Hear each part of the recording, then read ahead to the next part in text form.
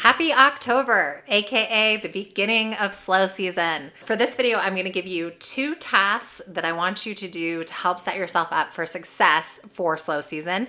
And slow season typically, at least where I'm at in Colorado, and I think for a lot of the United States, is October through March. As a reminder, it was October of 2022 when we first started hearing about the Airbnb Bust. So everybody was talking about the real slowdown in rentals, and this video hopefully will help you avoid that sad fate. So we're going to talk about how to get eyes on your property even when there is less demand. So task 1 is adjusting your pricing, and that is adjusting your pricing whether it's in Furnished Finder, Airbnb, Zillow, wherever you're at. You need to do about a 20% discount for October through March. Now you can play with this. The best way to test out your pricing is to move the price down. And if you're getting a ton of hits within 24 hours, you have priced too low. If you are getting no hits over a week period or 2-week period, you've priced too high. I've had success at the rate where you're at right now during the summer months, then I just recommend pulling 20% off, maybe pulling 10% off at first to see how you do. However, we want to be pricing on a month-to-month level so that we are not giving people a November deal when they come in and rent for 8 months or something. We don't want them to get 8 months that entire time. So in Airbnb specifically, we want to set our pricing at the month level, and I will show you how to do that right now. So we're going to engage the calendar. We are going to select our listing, and then we're going to pull our finger across the calendar to select the dates we want. And you can see at the bottom screen, it confirms which dates we've pulled. So November, it says 30 nights. All right, now it shows the price per night, and you're going to adjust it down by 20%.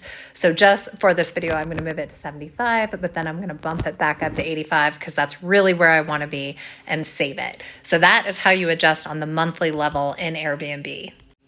As an aside, when you do this, you want to make sure that you don't have any monthly or weekly discounts in here either. So the way you're going to do that is go back to the calendar, click on the settings, and then scroll down and you will see your discount screen on the weekly and monthly level. So take those out. Just as a quick reminder before we get to task 2, if you feel like you're learning something, please like this video. It helps other people like yourself find this content and also helps form for me what kind of content works for you. So in this case, I would say pricing and getting you booked. Secondary note, I am an author in this space. I have 3 books available. This one talks about the different tenant types that will want your property. It also covers interviews with landlords and tenants. This is a how-to book on just exactly how to set up your rental, the things that you need to keep in mind. Also has checklists in the back. This final book is basically a workbook for how to think about your rental, how to price your rental, how to list your rental. So there's a bunch of different exercises in here. So it's meant to jog your mind about how to do your rental, but also hopefully it serves as an information capture. So all your passwords, all of your criteria for vetting tenants, etc., can all be kept in this book, and it can be a resource for you as the landlord. So I am a consultant in this space. So I take 1-hour sessions, 2-hour sessions, a 6-hour mentoring session, and or if you don't want to learn how to do any of it and you just want someone else to do it, I am happy to set up your listing and vet your first tenant for you. Just email me about different packages. We can customize something for you as well, depending on what you want. All right, so task 2 for entering slow season is about marketing. You may not think of yourself as a marketer, but there's some basic things that you can do that will make you stand out from your competition that aren't overly complicated. So what I mean by this is if we are going into slow season or we're going into heavy winter season where your property is located, you want to think about the things that are attractive to tenants for that kind of season and update your listing to reflect it, and then take out the language that speaks to summer or hotter climates.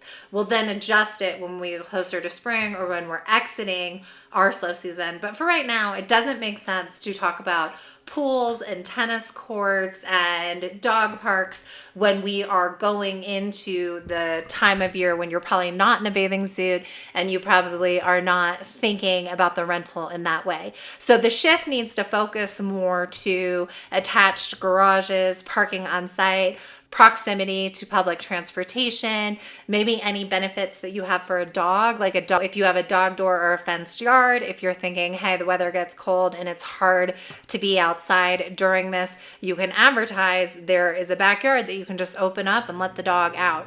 I actually talk about this quite a bit in American Nomads, how to do your marketing on the property. But for those of you that don't feel comfortable with marketing or don't think of yourself as a marketer, I just say this, don't overthink it. You just need to seasonally change out a few photos and change out your headline.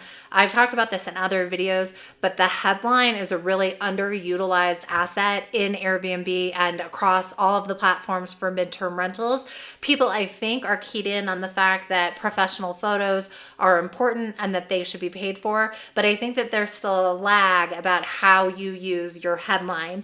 And what I mean by this is that you see a lot of generic terms continue to be used, and a lot of terms that don't mean much, whereas you'd be much better talking about specifics in your headline. And if you want more information on that, I recommend checking out this video here. It talks all about how to do headlines.